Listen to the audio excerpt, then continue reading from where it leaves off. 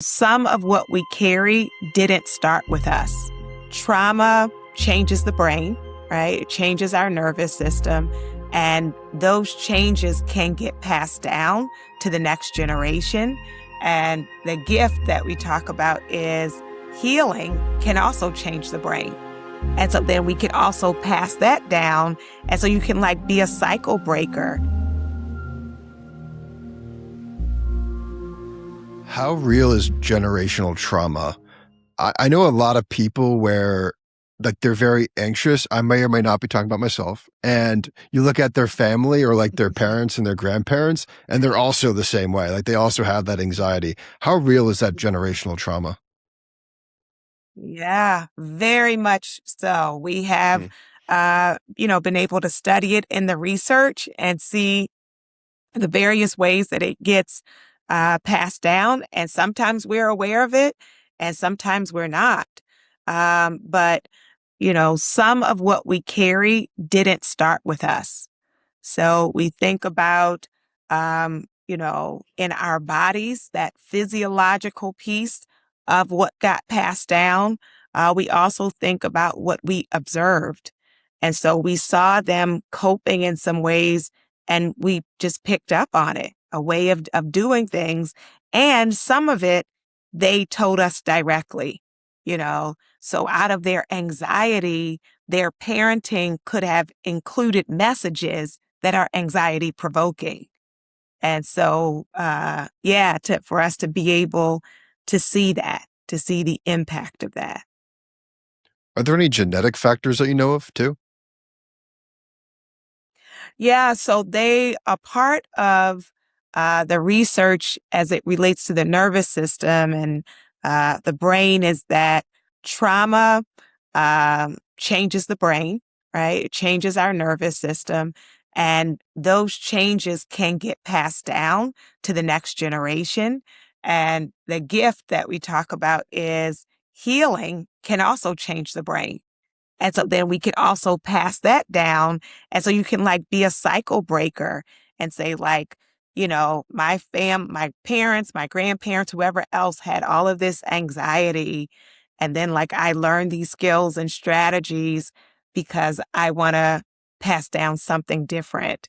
It may seem very simple, but I remember a good friend of mine who, felt bad when she observed that she had given her son both her fear of dogs and her fear of swimming. And when she saw him paralyzed and all the other kids kind of doing it, she, fought herself to be able to work through both of those fears with him. And so then both of them could get in the pool and both of them could be around dogs, but she could see this is this powerful moment where I can give him this or try to give him something else. Hmm.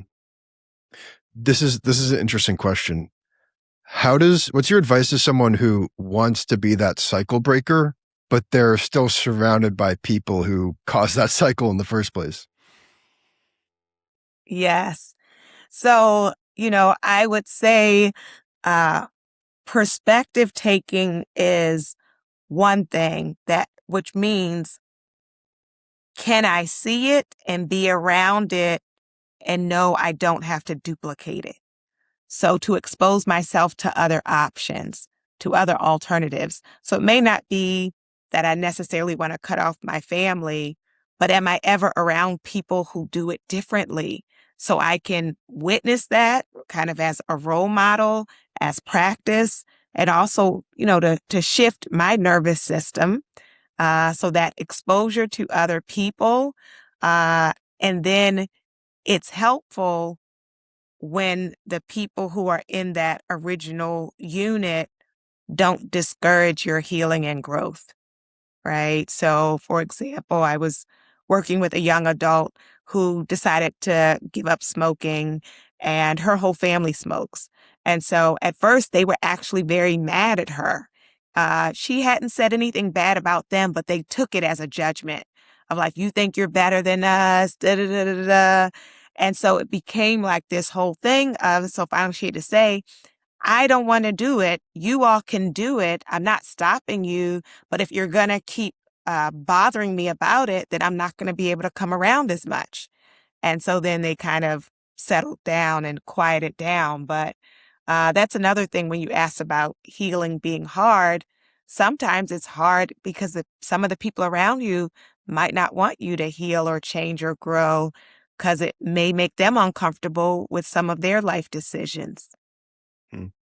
Yeah, I feel like a big part of it is when that stuff comes up, not getting angry, but having some empathy and really think about why that person is acting like that in the first place instead of just getting mad and judgmental. Like for example, like if you know something about your parents and their past, you could just uh, contemplate on that a little bit and think about how the experiences that they Yeah. went through impact the way that they're acting now. Yes, absolutely. Giving grace and understanding. And also, sometimes they didn't have the access to, the healing or the support or the alternatives that we may have the access to. I know, growing up for me, my mom lived with untreated and undiagnosed depression and anxiety. And it wasn't until I was in my 20s when she first, got help, and what a difference it made. But for all of those years, she was carrying the pain without really having the support that she needed and deserved. Why are people so bad at accepting love? Ah, I think many times it is that love requires a vulnerability and an openness and a trust. And we raised that key issue earlier about safety. Some people worry that it's not safe to let people love you. That if I let them in, they might disappoint me, they might abandon me, they might reject me, and then that will be devastating. So some people would say, I would rather not take the risk, that I'll just focus on my career, focus on myself, have fun with my friends, and kind of later for love. Um, but to uh, open ourselves to being known, to being understood, it also requires me to heal the barriers to my own self love. Like for me to love me will make it easier for me to accept love and to believe love from other people. How do we love ourselves? Because I feel like that's like a very like cliche saying that people hear like on quotes online, like love yourself. How do we actually love ourselves? Yeah. So one part is with grace and compassion. Hmm. Like when I have a friend, because I know them, even if my friend messes up or says something off the wall, because I know them, I don't reject them for it. I'm just like, oh, yeah, it was a bad moment. It was a bad decision, but that's not the totality of who they are. And so, can we give that to ourselves as it relates to the mistakes we have made in our lives? Of like, yes, there are some things I have said or done that I'm not proud of, and that's not my whole story, right? That I take accountability, responsibility. I'm shifting. There are some things I would not want to repeat again. And that's not the fullness of my story. And then I would also say the idea that love is a verb, it's an action word. So just like, in relationships, we say people should show that they love. How do I love myself? Holistically. And so what does that mean? How do I treat myself? How do I honor my boundaries? How do I take care of my health? How do I choose what I'm eating? How do I give myself permission to rest and not have to be a workaholic?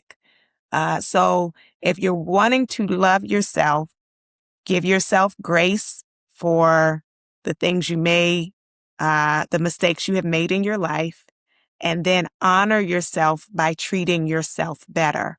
that would a person who loved themselves make this decision? Do you have any closing thoughts to someone that's listening to this and has trauma from their past and is very discouraged about not being able to heal that trauma? What would you tell that person? Yes. I want you to know that what happened to you should not have happened to you, Hmm. that you are deserving and have always been deserving of safety, of respect, of care, of love.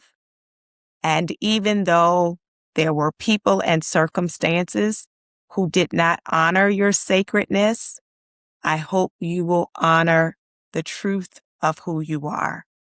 And the fact is, there is so much more to you than your wounds. The wounds are real, and they are not the fullness of your identity. And my last question for you is, if you had 1 minute to talk to your younger self, what would you tell her? I would tell my younger self, hold on, it gets better. That there are hard times, understandably. There's tears, understandably. There are going to be seasons of isolation and panic, but it gets so much sweeter. It gets so much better. You will get to live a number of your dreams, and you will have some experiences that exceed your dreams. So don't give up.